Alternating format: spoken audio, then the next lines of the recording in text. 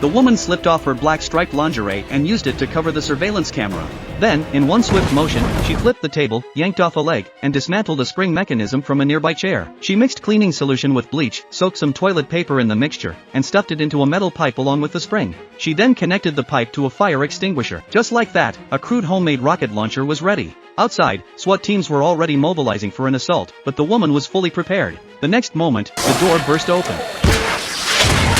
She charged out, quickly snatched a pistol from one of the officers, and shot out the surveillance cameras as she ran, disappearing without a trace. As it turned out, this woman had once been a top-level agent trained by a secret Soviet program, designed for one mission, the eventual destruction of the United States. She had been embedded deep within the US, operating as a double agent. To gain trust, she had taken on countless dangerous assignments. Once, when captured by the Empire, she endured brutal interrogations meant to force her to confess she was a spy. But she never broke. In the end, it was her civilian husband who convinced the US government to exchange hostages to bring her back. From that moment on, something inside her changed. She was no longer just a killer. The two married soon after, and the woman transitioned to a desk job at the CIA. For a while, life was peaceful until their wedding anniversary. On that day, a Russian officer defected to the CIA. The woman was assigned to interrogate him. No one expected what he said next. He exposed the woman as a double agent and claimed she was planning to assassinate the Russian president at the upcoming funeral of the US vice president, just 2 days away. Everyone froze. The lie detector confirmed the officer was telling the truth. The woman panicked, not for herself, but for her husband.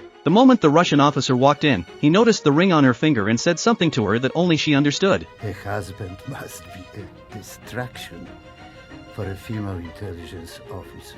That's when she knew something had happened to her husband.